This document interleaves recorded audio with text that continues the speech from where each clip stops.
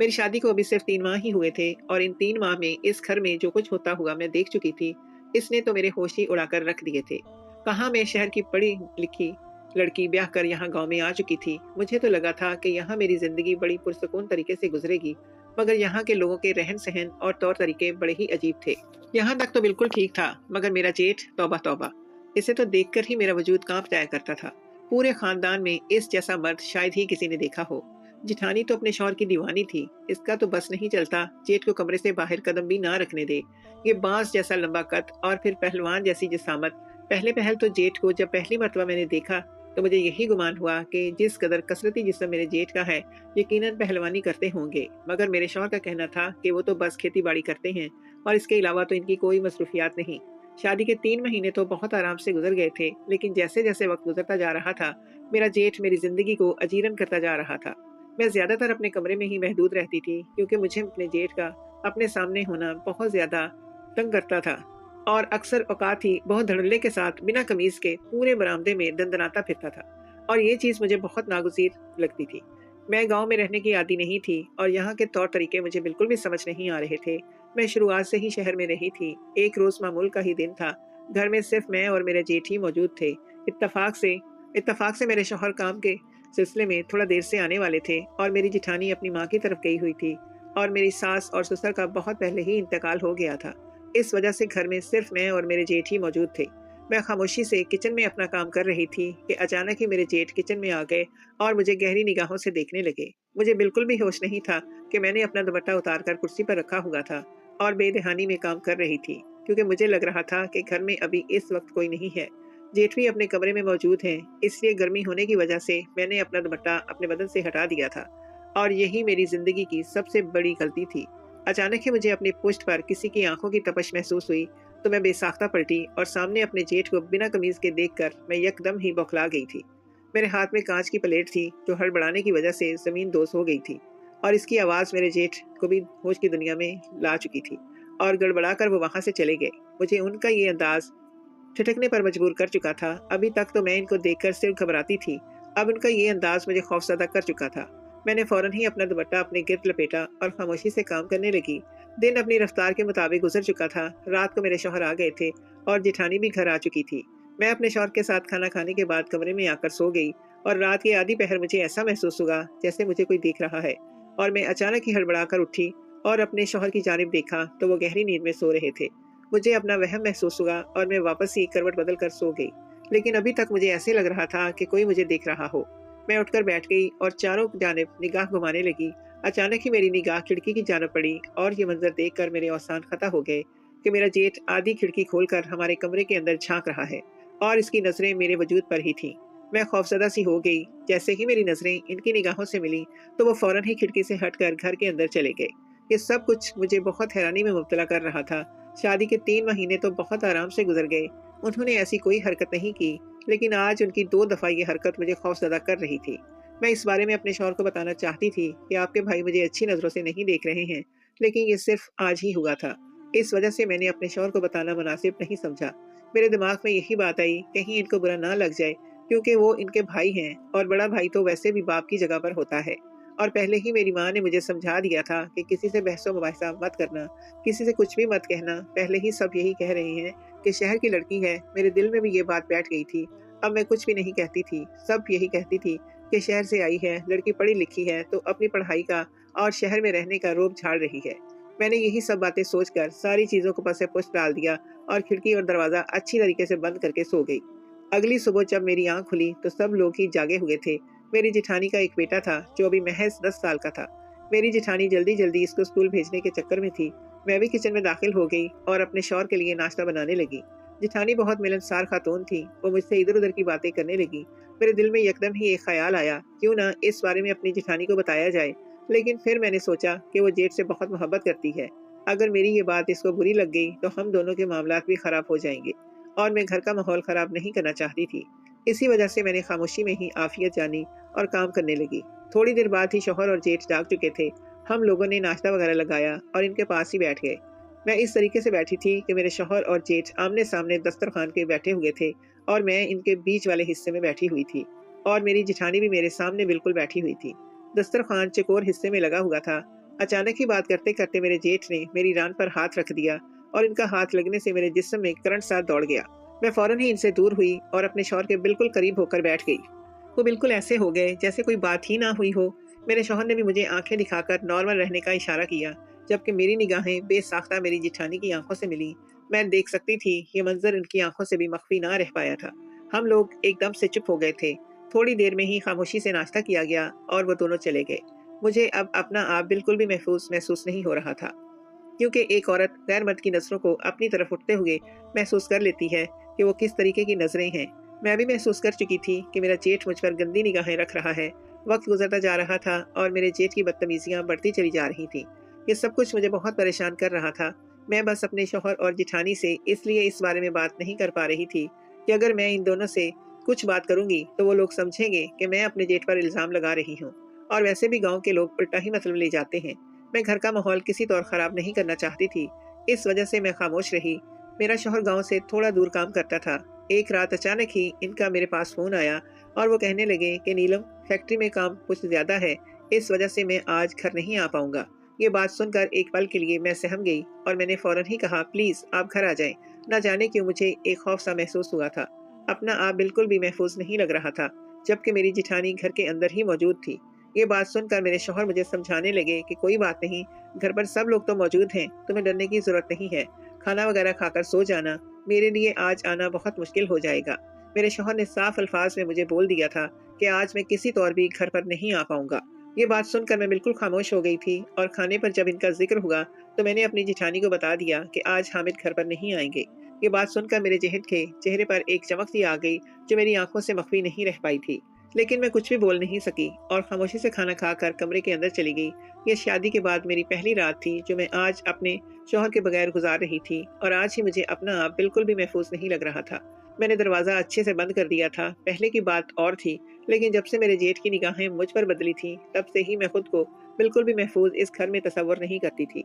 यही सब सोचते सोचते न जाने मेरी किस पहर आंख लग गई। मुझे इल्म ही ना हुआ, रात के आधे पहर मुझे ऐसे महसूस हुआ जैसे बेड पर कोई बैठा हुआ हो। मैं समझी शायद मेरे शौहर आ चुके हैं। मैं फौरन ही इनके गिर्द बाजू लपेटकर इनके सीने पर सर रख चुकी थी। लेकिन आज मुझे इनकी जसामत थोड़ी बड़ी मालूम हो रही थी। मुझे किसी अनहोनी का गुमान हुआ, इसीलिए मैंने झटके से अपनी आंखें खोली और जैसे ही मैंने सामने लेटे हुए बंदे को देखा तो मेरे औसान खता हो गए और मैं फौरन ही इनसे झटके से दूर हुई, क्योंकि वो इंसान मेरा शौहर नहीं बल्कि मेरा जेठ था। इनके हाथ में एक नाइटी थी। वो देखकर मैं मजीद खौफसदा हो गई और अचानक ही मेरे नजदीक वो हो गए और कहने लगे, अरे तुम मुझसे दूर क्यों हो रही हो नीलम, मैं भी तुम्हारे शौहर जैसा ही तो हूँ, मेरे करीब आओ। इनकी ये बातें मुझे मजीद खौफसदा कर चुकी थी। उनका अंदाज मुझे बहुत अजीब लग रहा था और मैं डर के मारे कांपने लगी। मैं शोर मचाना चाहती थी लेकिन ऐसा लग रहा था जैसे मेरे हलक में आवाज ना हो। मैं बिल्कुल खामोश हो चुकी थी और टिकटिकी बांधे अपने जेठ को देख रही थी। अचानक ही मेरे जेठ मुझसे गलत गलत बातें करना शुरू हो गए। वो कहने लगे, तुम आज बहुत ज्यादा खूबसूरत लग रही हो। आज अगर हामिद घर पर नहीं है तो हम दोनों को आज की रात का फायदा उठाना चाहिए। मैंने तुम्हारी भाभी को नींद की गोलियां दे दी हैं, वो सो चुकी हैं। अब हम दोनों आराम से अपनी रात को रंगीन कर सकते हैं। मुझे जो भाभी का आसरा था, जब पता चला कि उनको भी नींद की गोलियां देकर सुलाया है, ये सुनकर मेरा दिल बैठता जा रहा था। मैं तुम्हारे लिए शहर से ये नाइटी लेकर आया हूँ, जाओ ये पहन कर आओ और मुझे दिखाओ तुम कैसी लग रही हो। तुम तो शर्मा रही हो, क्यों शर्मा रही हो? शहर की लड़कियां तो बेबाक होती हैं और वो तो खुशी खुशी ऐसे लिबास पहनती हैं। तुम्हारा जिस्म बहुत खूबसूरत है, इसीलिए मैं सुर्ख रंग की नाइटी लाया हूँ, क्योंकि तुम्हारे गोरे बदन पर सुर्ख रंग बहुत जचेगा। ये बात सुनकर मेरे हाथ पैर बहुत बुरे तरीके से कांपने शुरू हो गए थे। उनकी गलीज नजरें मेरे जिस्म के आर पार हो रही थी। मैंने खुद में हिम्मत की और जो मेरा हाथ पकड़कर आहिस्ता आहिस्ता सहला रहे थे वो, मैंने फौरन ही इनको खुद से दूर झटका और बेड से उतरकर थर थर कांपने लगी। मेरा वजूद पसीने से शराबूर हो चुका था। मुझे समझ नहीं आ रहा था कि मैं क्या करूं। अगर मैं चीखती चिल्लाती तो कोई फर्क नहीं पड़ना था, क्योंकि मेरी देवरानी को वो नींद की गोलियां दे चुके थे, यानी इनको बिल्कुल भी होश नहीं था। यही सब सोचकर मेरे रोंगटे खड़े होना शुरू हो गए थे। मैं वहां से भागने की कोशिश करने लगी तो अचानक ही मेरे जेठ ने मुझे दबोच लिया और बेड पर फेंक दिया और अचानक ही उन्होंने अपनी कमीज, मेरी शादी मेरे माँ बाप की पसंद के मुताबिक हुई थी और मैं इस शादी से बहुत नाखुश थी, क्योंकि मैं गांव में शादी करना नहीं चाहती थी। मैंने अपने माँ बाप को बहुत अच्छे तरीके से समझाया था कि मैं शहर में रही हूँ, मैं शहर वाले ही लड़के से शादी करूंगी, लेकिन उन्होंने मेरी एक ना सुनी और मेरे शौहर से मेरी शादी धूमधाम से करवा दी। पहले पहल तो मैंने भी बहुत शोर मचाया था, लेकिन जब मैंने अपने माँ बाप की खुशी इस रिश्ते में देखी तो अच्छी बेटियों की तरह मैं खामोशी से सर झुका चुकी। शादी हो जाने के बाद सबसे पहले मैं अपनी जिठानी से मिली थी। वो औरत बहुत अच्छी थी। इसका रवैया बहुत मिलनसार था। अगले रोज मैंने सबसे अच्छी चीज वहाँ ये देखी कि वहाँ का माहौल बहुत पुरसुकून था, लेकिन वहाँ के तौर तरीके मुझे बिल्कुल भी पसंद नहीं आए थे, क्योंकि वहाँ पर छोटी छोटी बातों का बहुत वावेला मचाया जाता था। औरतों को लेकर बहुत ज्यादा सख्ती थी। मेरी जिठानी अपने शौहर से बहुत डरती थी, लेकिन मैंने एक चीज नोट की थी कि वो अपने शौहर से बेइंतहा मोहब्बत भी करती थी। ये सब चीजें मुझे बहुत अच्छी लगती थी, लेकिन कभी कभी ये चीजें मुझे बेजार भी कर देती थी। शादी के 2 दिन हो चुके थे, लेकिन अभी तक मैंने अपने जेठ को नहीं देखा था। मेरा सामना इनसे अचानक ही हुआ था और इनको देखते ही मेरे अंदर खौफ की एक लहर दौड़ गई थी।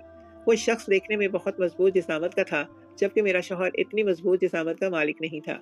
और मैंने अल्लाह का शुक्र अदा किया था कि मेरा शौहर इतने ज्यादा जिसामत का मालिक नहीं है। मैंने एक बात नोट की थी कि मेरा जेठ मुझे देखकर एक लम्हे के लिए चौंक गया था। दिन गुजरते जा रहे थे और मैं अपने जेठ से कतराती रहती थी।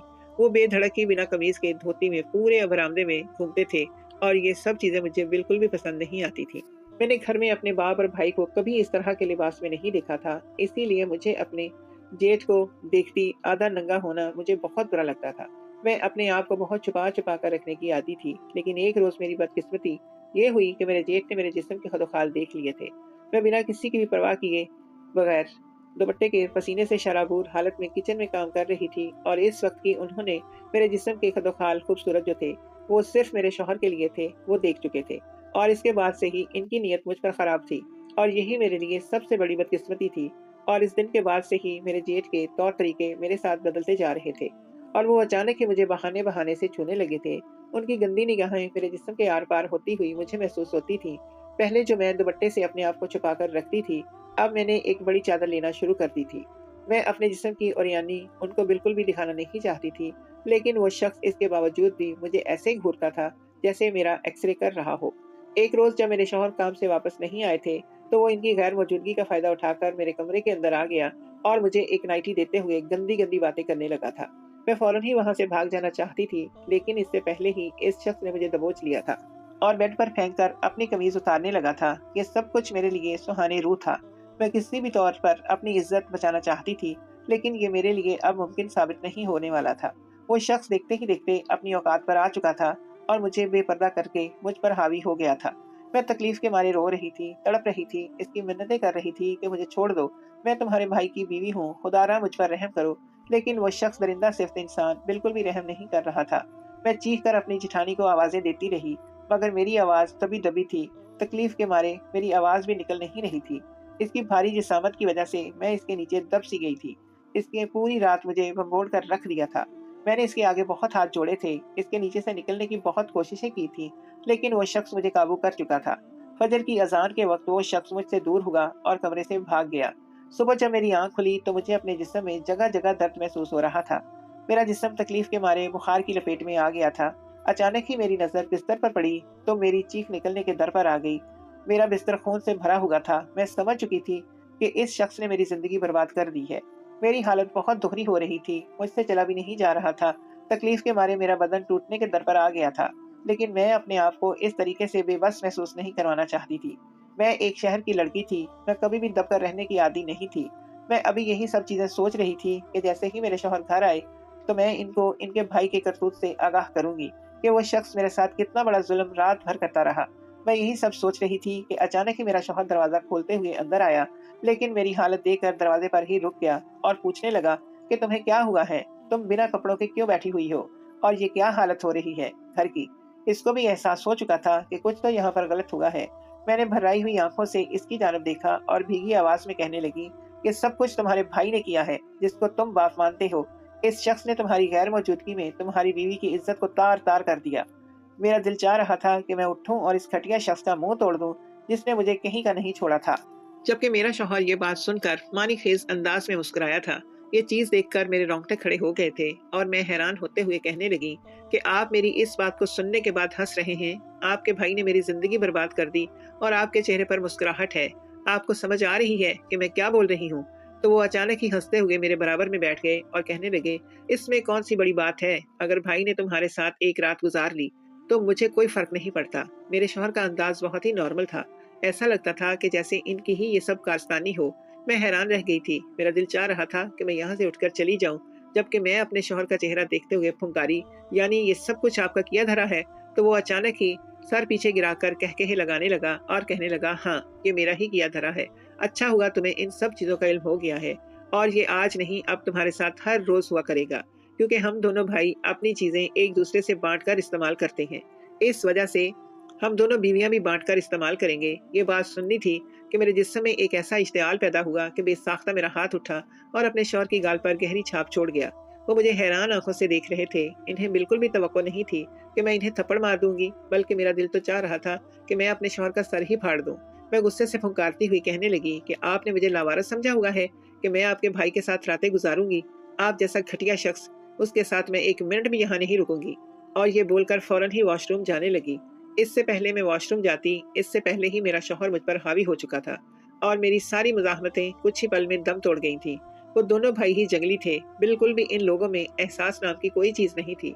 शाम के वक्त मेरी आंख खुली तो मेरे सरहाने पर मेरी जिठानी बैठी हुई थी और इसके शर्मिंदा चेहरे को देखकर मैं समझ चुकी थी कि वो सारी चीज़ों से आगाह है।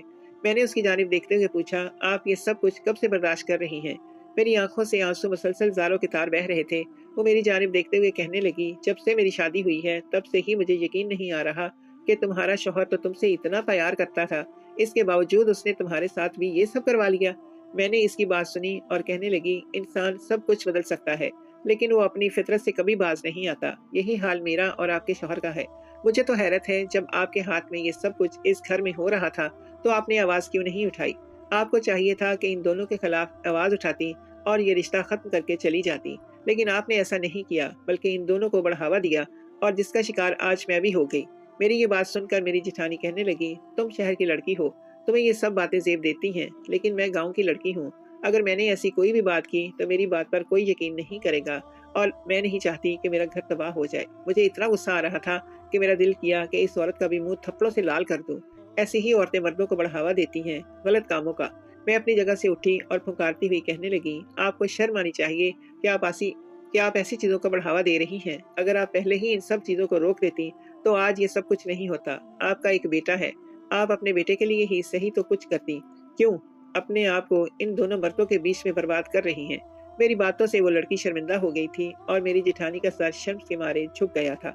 मैं अपनी जगह से उठी और बाथरूम से फ्रेश होकर आई और फौरन ही अपना सामान पैक करने लगी। मेरी जिठानी मुझे देखकर पूछने लगी कि आप ये क्या कर रही हैं? मैंने इससे कोई जवाब नहीं दिया और फिर अपने घर आ गई। घर आने के बाद मेरे माँ बाप ने मुझसे बहुत सवाल किए, लेकिन मैंने इनको यही कहा कि जिसको आपने मेरे लिए चुना वो एक दरिंदा है और इस दरिंदे ने मेरी जिंदगी तबाह कर दी है। थोड़े दिनों बाद ही मैंने अपने शौहर से खुला ले ली थी और इससे अलहदगी इख्तियार कर ली थी। मैं इस जैसे दरिंदा सख्त इंसान के साथ बिल्कुल भी अपनी जिंदगी गुजार नहीं सकती थी, जिसको इंसानियत की अलफ के बारे में भी पता ना हो। कुछ अर्सा बाद मुझे मालूम हुआ था कि मेरी जिठानी भी अपने बेटे के साथ इन दोनों जानवर भाइयों से अलहदा हो गई थी और उसने भी अपने शौहर से खुला ले ली थी। मैंने इस गांव में भी बहुत अच्छे, सुलझे और समझदार शख्स देखे थे, लेकिन ये दोनों भाई बिल्कुल अलग थे। शायद कम उम्र में ही इनके माँ बाप का इंतकाल हो चुका था और ये दोनों भाई एक दूसरे से बहुत करीब थे और हर बात एक दूसरे से शेयर करते थे और अपनी चीजें एक दूसरे के साथ बांटते थे। अब इनको यही लगा कि शायद बीवियां भी कोई चीज हैं, इसीलिए वो बीवियों को भी आसानी से बांट सकते हैं, लेकिन वो जाहिल दरिंदा सिर्फ इंसान ये नहीं जानते कि हम औरतें भी इंसान हैं।